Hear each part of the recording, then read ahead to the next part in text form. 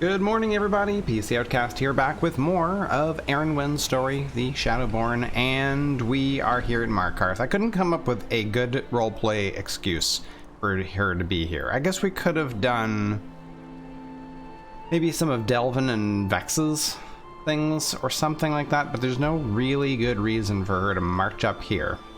So we're just gonna go do it. And as I was walking down here from the cart, I'm walking past these bushes, and I've been playing Satisfactory Update 5 off screen or off camera, and I want to pick these things up because right now I'm on biopower.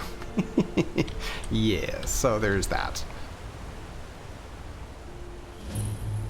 Just a little completely off topic, out of character thing for you. Alright, let's do the long stride. We also have a new thing. I remembered to read the Book of Shadows. We have Shadow Step now. I believe it means we can teleport.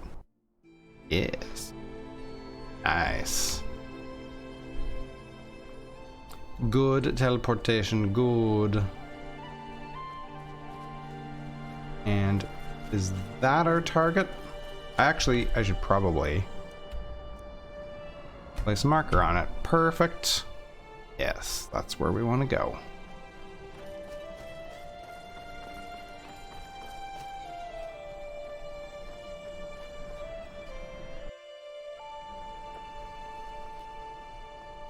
That's a pretty handy power. Really, really useful for zipping around the battlefield. Wow. Oh, it's a goat.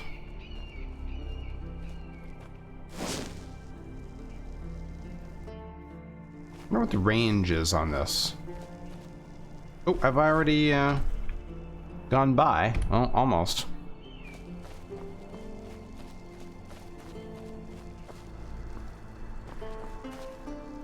It's up there. Probably shouldn't use my teleport power. Just hear an arrow.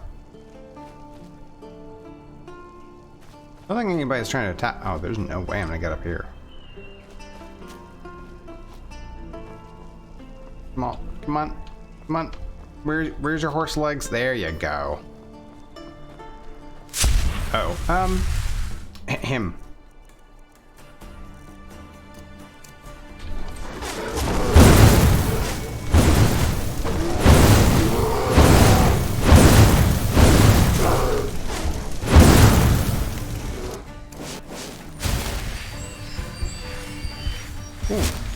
Oh, so close to gaining another level. So it's still further up. No, it's right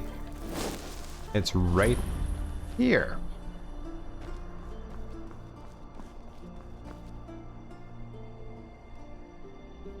Okay. Shadow Rise Vale. Oh, that's super dark.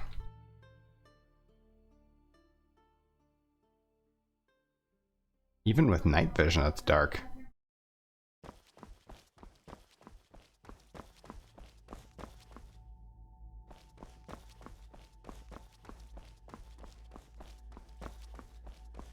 Oh, it's a completely separate world. Is it inside the mountain? I guess that would make sense since we went into a cave. Okay, well, this is impressive looking. Now, I believe that this has some some shadow magic spells. Ooh, Ezra Nightwielder's staff. All right.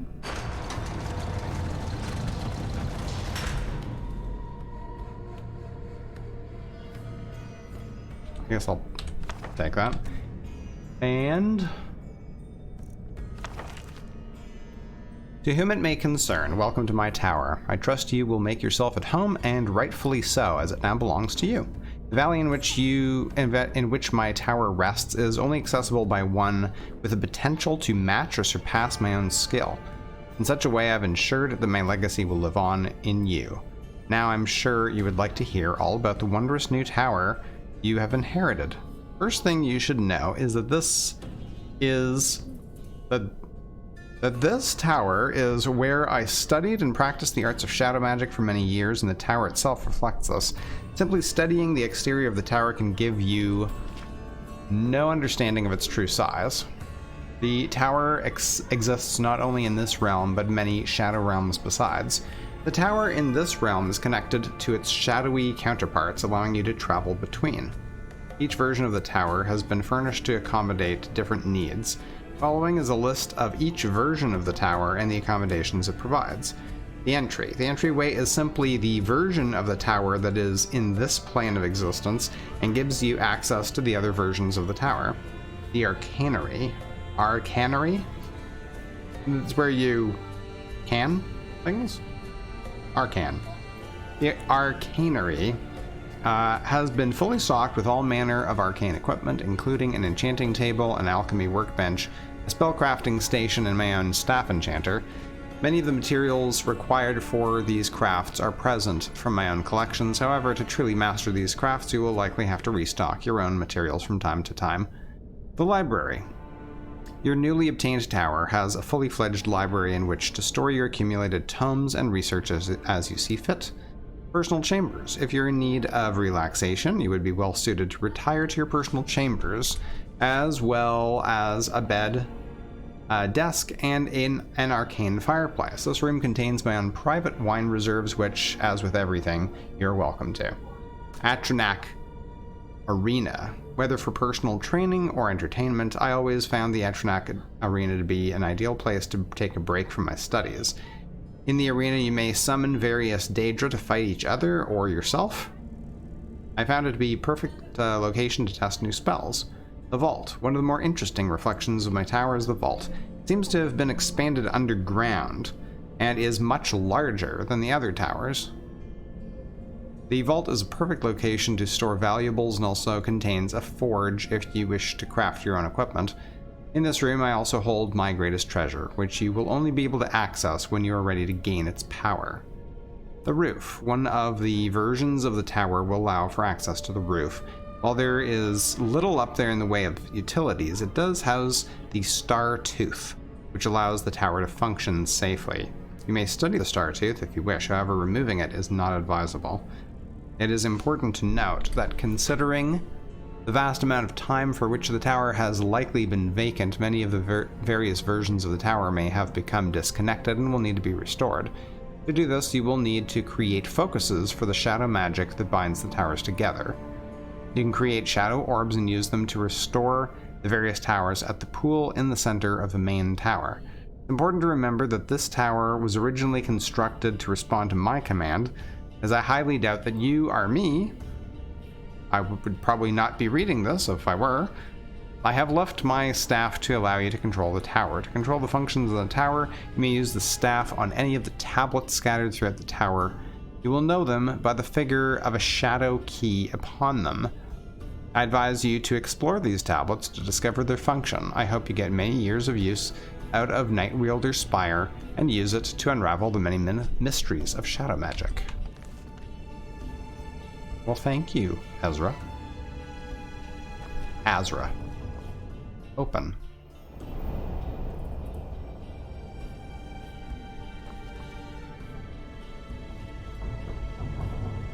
Okay, there's one shadow key.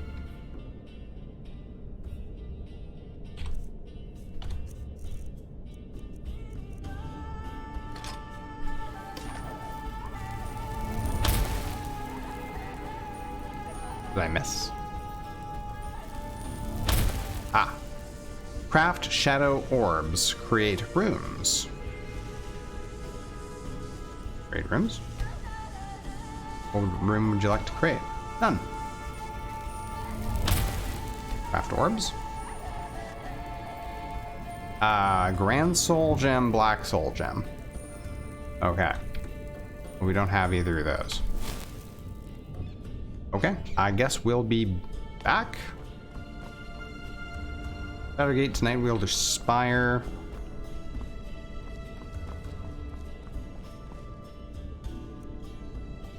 Like to go to the main chamber? Yeah, okay. Oh, okay. And then this is the out. Okay, well, we will be back when we have some Black Soul Gems and Grand Soul Gems, I guess.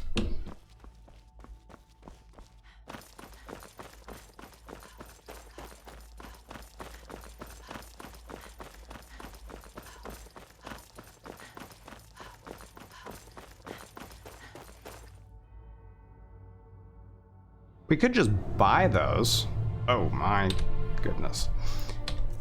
Probably buying them, would be a good way to go. Oh, we have a...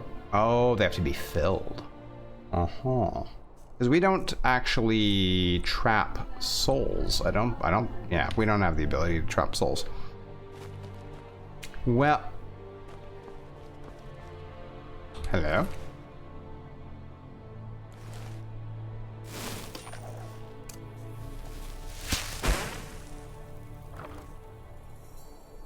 No.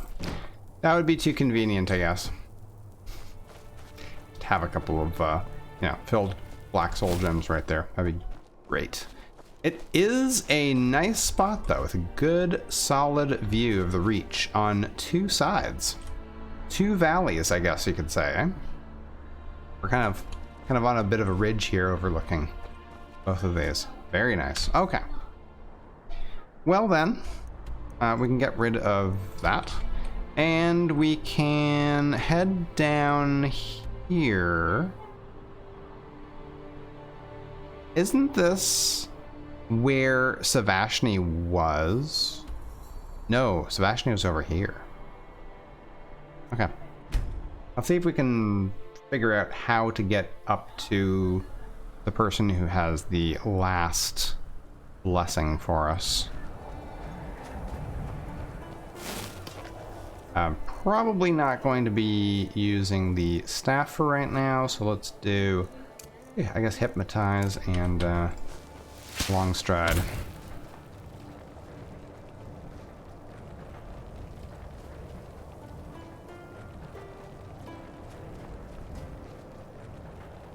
Hypnotize has stayed relevant for this entire playthrough, you realize that? Like wowzers, man. Are we gonna get an opportunity to turn back the other direction anytime soon? Just wondering. For a friend. Can I use this? Yes, I can. That is a dragon. That is totally a dragon. Aw. He's probably going to detect us from a ways off, so let's do the old sneakaroo. Oh, are you serious? Like that? Oh, wait, maybe... Yes, we need to actually get the blessing from the dragon, don't we? Okay, great. Is this dragon going to attack us? Excuse me, sir.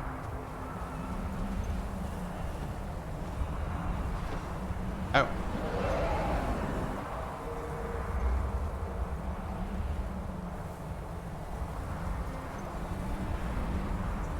Oh, okay. Hello. And hello. Liara, I guess? Greetings, traveler. It's not often we get visitors this far up the mountainside, but I'm sure Vachlokmir is pleased to have the company.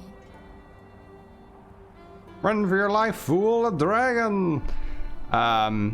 Is that a pet dragon? Vachlokmir is not a pet. If anything, I am his.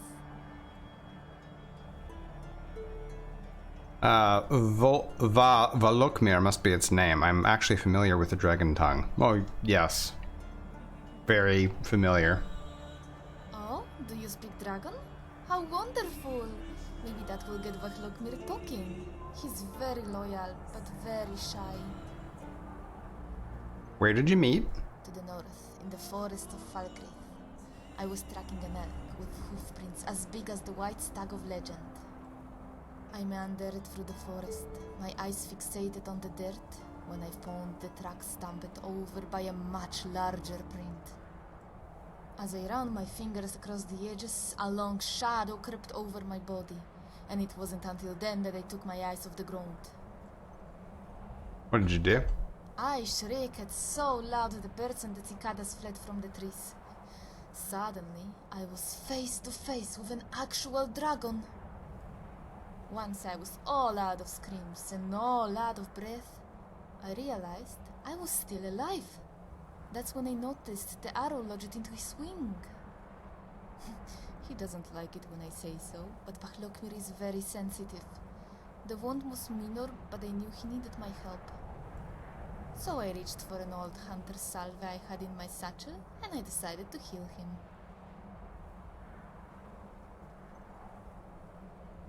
Ah, well, that was very brave. I hope I would have done the same. It kindles my heart to know that there are those who judge not by fear and rumor, but by truth and honor. Vahlokmir did no more than grunt when I dug my hands into his scales and climbed up his great back.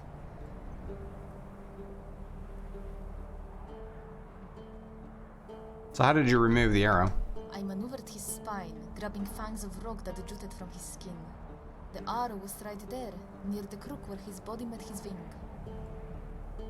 I clutched the arrow by the fletchings, yanking it out with all my strength. Too much strength. The force of it made me lose my balance. I would have fell to the ground and crocked my skull, if Vahlokmir didn't swivel his head around to catch me. In his mouth? Nom, nom, nom. So you rescued Dragon, but how did you end up here? But even after I applied the poultice and a healing spell, Vahlokmir was in no condition to fly. Mentally, anyway. And it wasn't long before some of the other hunter folk came stumbling through in search of prey. There were two of them, dressed in scale armor, with bright silver coins of light shining off their chest plates. What did you do? When I heard their voices laughing through the trees, I dove into the thickest of grass and lay in wait, my dagger clenched between my teeth. The hunters, meanwhile, drew their weapons, their eyes mesmerized by the great beast that lay wounded before them.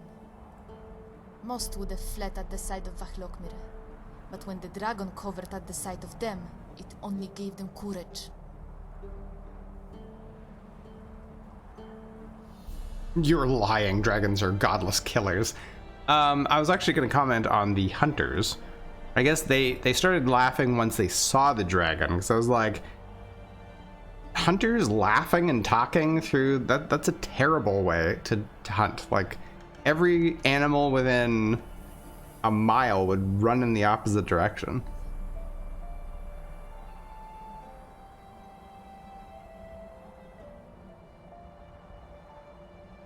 Only weaklings engage a wounded combat opponent.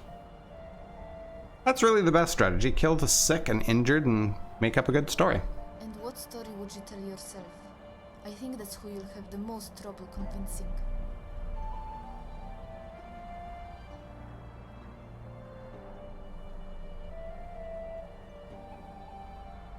So what happened after the hunters arrived? When the hunters came, Vahlokmir curled up his head and tail, hiding under the canopy of wings.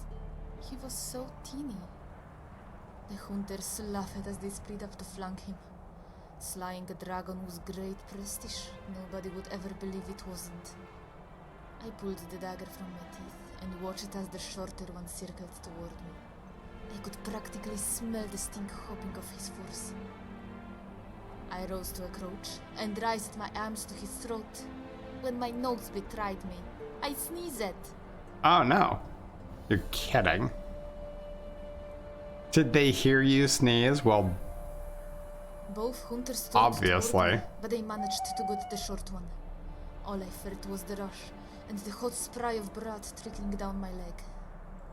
My body was on fire, but I was scared. Perhaps Vahlokmir sensed this, because as the other hunter charged, he unfurled his wings and let out a roar.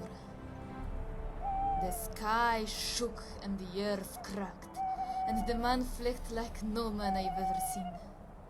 But I reckoned he'd be back, maybe with the city guard. We had to hide. Although the hardest part was convincing Vahlokmir he could still fly. So it turns out the real killer is you. There's a bounty on your head. Good to know. A daring escape and a noble endeavor. You're a very kind adventurer. Perhaps you would like to stay for dinner? Vahlokmir is getting quite good at hunting deer. Actually, I need Valokmir's aid. Many folk would shy away from a dragon, but it is Vahlokmir who shies from all. I am sorry, but he is not a weapon of war. That's not what I need. Mine is actually one of peace. So the folk say. So the guards and the hunters say. That will be for him to judge. I just need him to bless me on my quest. If Vahlokmir was the one to speak, I am sure he would. But perhaps a gentle nod is good enough? Vahlokmir, what say you? Do you bless this traveler? Seems to have worked it. Well, that was easy. And he didn't nod. Not many folk. Return to the Sky Shadow Crypt and speak with Svashni. Goodbye. Optional. Agree to aid Svashni in her quest for the Stance of Arche.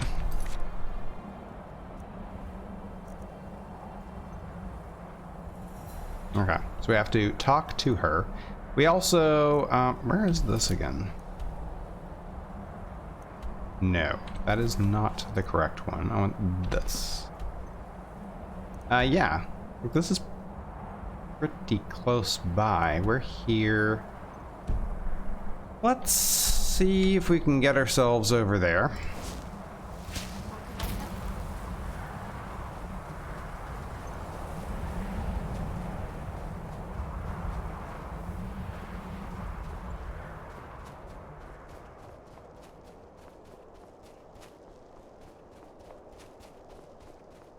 What's that down there? Can't actually see it.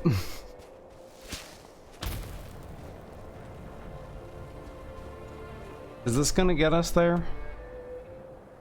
Yes, possibly. We need to get out to that other road.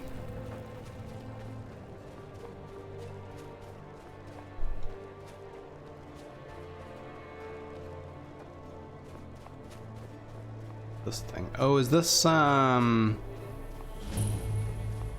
Throne, right?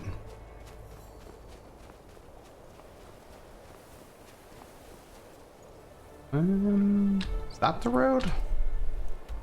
No, that is still leading back towards the road.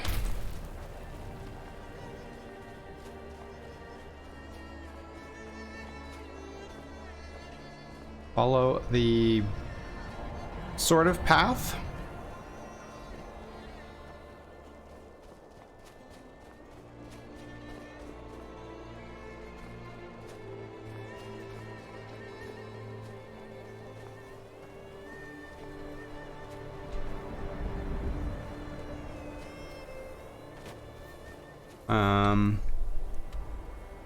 Yep, it's...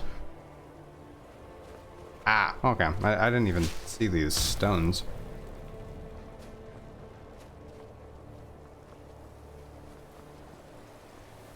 Our magic actually regenerates pretty quick.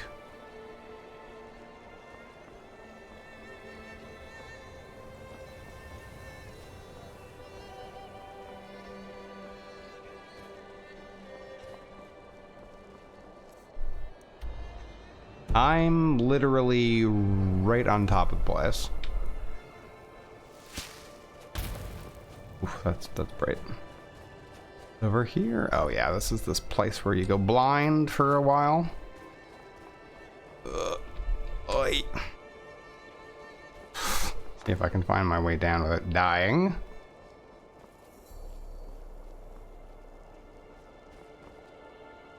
Ow. And...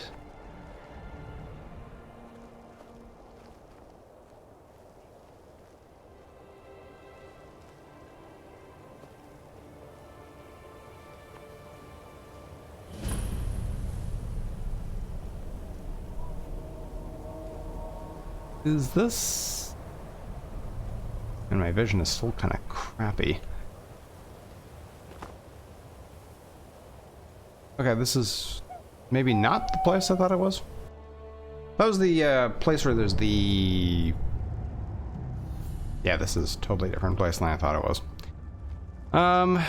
Yeah, you know the place that has the sort of high-level necromancer character that's at the alchemy bench? Thought it was that.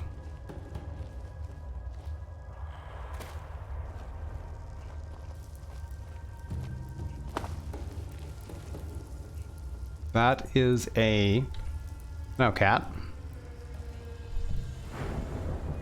Still no point. Oh, still don't... I'm so close. Look at that.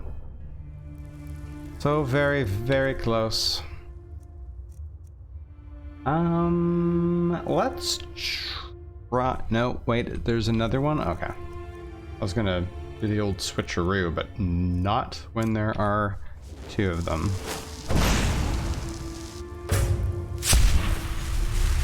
And there's our level.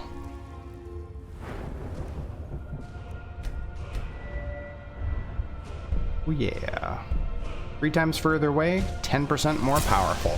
I will take that.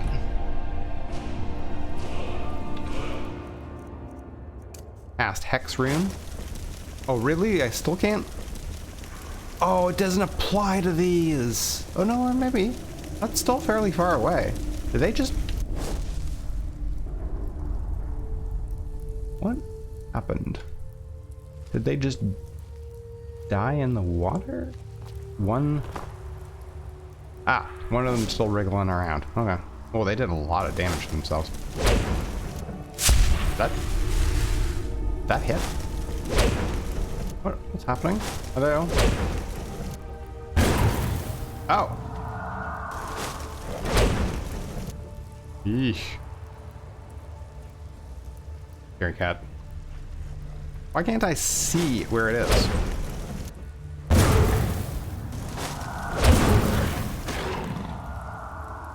Weird.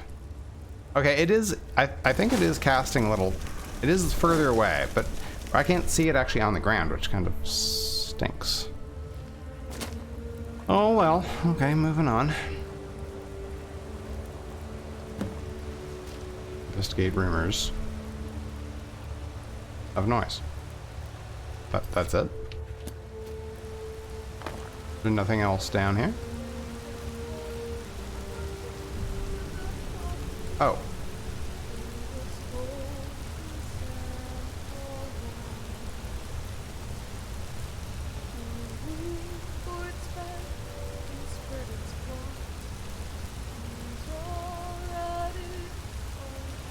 Got a good voice.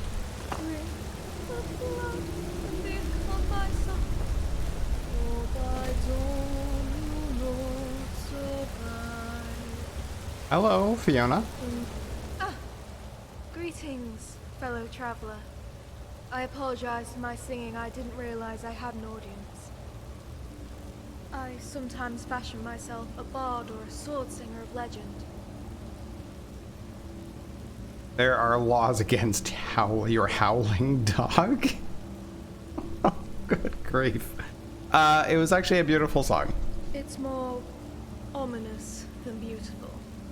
But I suppose its melody won't lack for suitors. Maybe not now, but in time. The melody you're saying is not as common as some of the other local favorites. No, I imagine it isn't. Few have ever heard it, and even fewer understand what it's about. Some say it's a quiet song of glory, while others will tell you it tells the loudest of tragedies. You see, to be a companion, to be part of the circle, one must give up a piece of their humanity.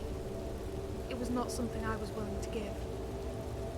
So I left my shield brothers and sisters and set out on my own. I figured I needed time to myself, and I've grown weary of saying goodbye.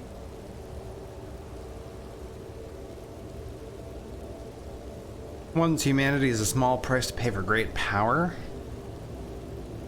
I imagine it'd be a difficult choice. I agree, there's only one thing worth giving up your humanity for. ... Oh, it's a difficult choice. Not at all. The choice was easy. I've always been suspicious of easy power. The only strength that you can truly rely on is the kind that's earned. That sounds interesting. Have you ever thought of returning to the Companions? No. And it has nothing to do with the circle. That's why I left, but there's a different reason why I won't return. Why? When I was a child, I thought of nothing else but joining the fabled companions. Not out of some desire to be a hero, but because I believed there was no safer place to live than inside the great Mage hall of Yabasta. I remember kneeling on the steps, drenched in wet rags, the clouds practically screaming the rain. It must have looked so pitiful, begging Skjord to take me in. Yet it wasn't pity he gave me, but scorn. Who do you think we are, girl? He said. Yabasta is not an orphanage. And he was right. All my life I'd sought the protection of others, when I should have been learning to protect myself.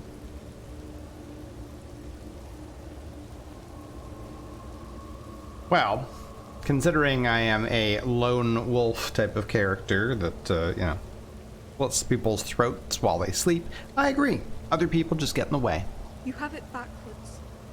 Nobody got in my way, I got in theirs. I once travelled with a companion. You might even call him a friend. For years I would rely on him for food, for warmth, and for someone to talk to. But what if the day came when I couldn't summon his aid? And then what would become of me? No. That wasn't going to be my fate.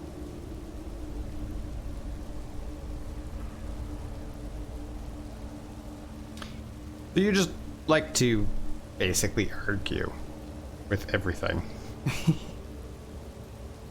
Okay.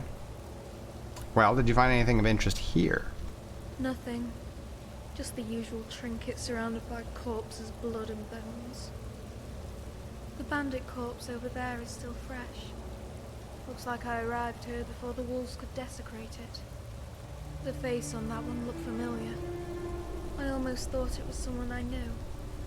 A friend's, cousin's, uncle or something. What does that make us? Strangers. But even the death of a stranger seems like something worth mourning.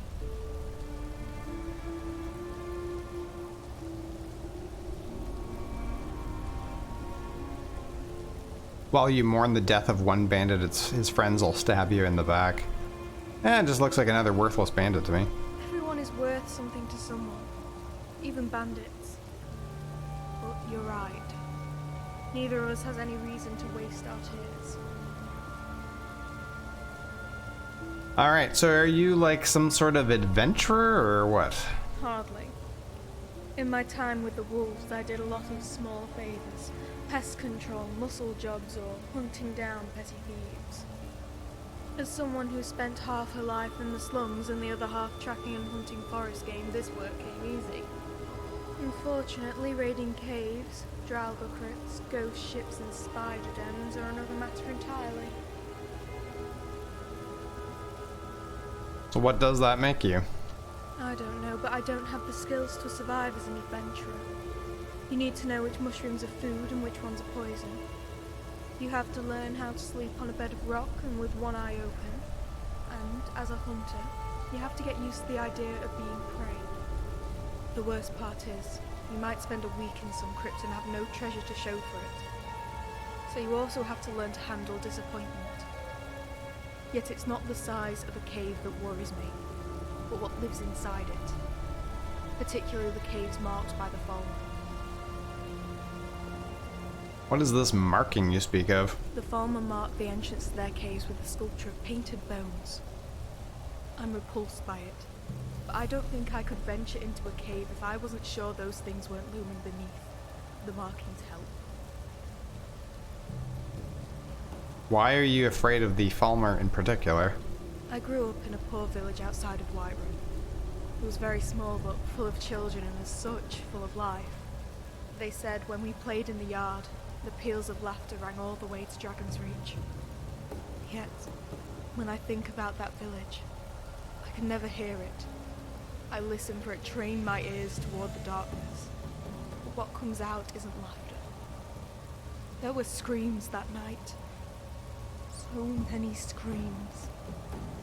The Falmer took my mother, they took my father. They tried to take me. Falmer attacked a village?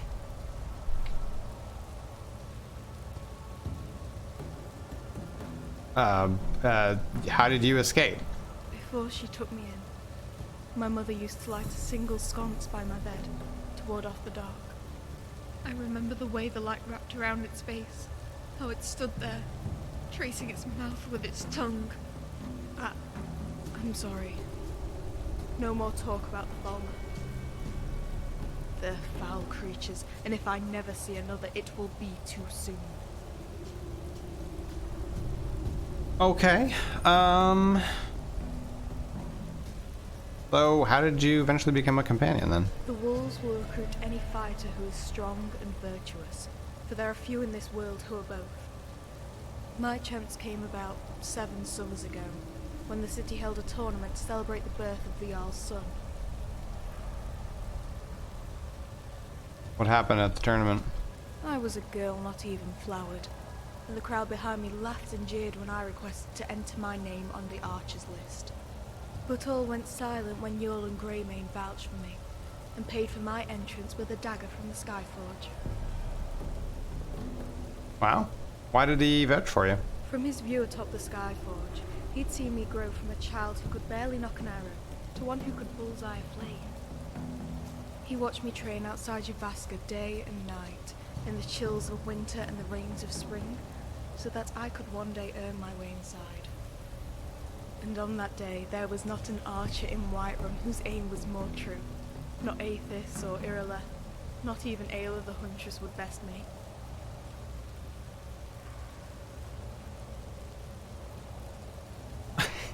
Aethys? If you asked that elf to shoot the ground, he would miss. Oh dear. Color me impressed. Besting those 3 is an impressive feat. I was fortunate. Ayla's a more skillful archer than I, but on that day she was not at her best, and I was never better. Wow, you really will not take a compliment, will you? But it sounds like you ended up resenting the companions. Resent is probably too strong of a word. My time with the wolves was disappointing, but only because I had a false impression of who they were. What did you think the companions could do for you? As a child, I thought they could protect me. As a woman, I thought they would groom me. It was naive to think so. Wolves may run in packs, but there's a hierarchy, and a competitive one. Whatever skill or strength I gained, I earned on my own. And I guess that's all you want to talk about. Okay. Well, I'm glad I got this sorted out, so we don't have to worry about that anymore.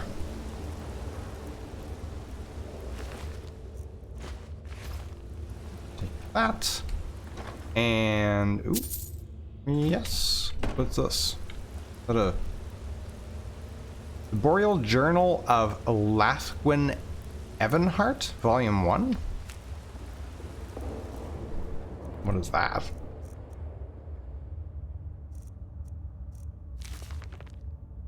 How long is it? Okay, we'll read through that quick. Dearest Finn, I'm keeping this series of journals as you recommended so that these pages will serve as memories when my own mind fails. You know, I never really thought about that. That is a good reason to write journals. When your own memory eventually betrays you, and you can read what actually happened. At least what you interpreted what happened, or of course, if you're a good Nord, you're going to massively embellish the stories And then it won't really matter that you don't remember the truth because it'll sound so much better. Already, what was once a great atlas of experiences, thoughts, and recollections is now nothing but a white sheet, an empty canvas. Yet the fear still exists that I may misplace these journals, or forget your sage advice altogether. In time, I fear I will cease to remember my own name. Wow, that's pretty rough. Thankfully, my more immediate concerns allow me a moment of respite from the worries of tomorrow. As I attempt to cross the Ural Mountains, Ural Mountains. I now understand why you countenanced your dread when I told you of my plans.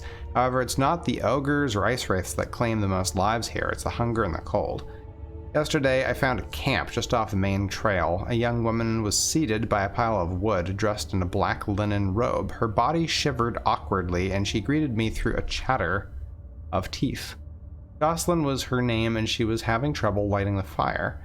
She claimed to be well versed in destruction magic, which was not surprising given her garb. In fact, she was able to handle all but the most rudimentary of spells, flames. That's cool. When she said the word, I couldn't help but notice a deep sadness in her eyes, as if her mind had recalled some long-forgotten regret. At such times, I am almost thankful my own memory fails me. Her eyes shone with a similar melancholy when I asked her if she had studied at college. She only nodded her head. To make conversation, I inquired who was teaching restoration there, knowing full well I wouldn't remember the name. Fortunately, this journal may prove more resilient than I. Anise, she said. She studied under a woman named Anise. Really? That's cool. That, of course. Oh, I want that. Ah. What is it? Fiona. What is it? No. Bad timing. That's cool. Cool little bit of added trivia that Anise was once the. Oh no, that suggests bad things for Colette. Colette gonna eventually snap and turn into a witch and wanna try and start a witch's coven? Well, that would be interesting. By the way, is it? Oh, it's still middle of the night. Okay. I won't run outside then. We will just stop here and throw on some night vision so we can see our heroine. Thank you very much, guys, for joining me. We will see you in the next episode.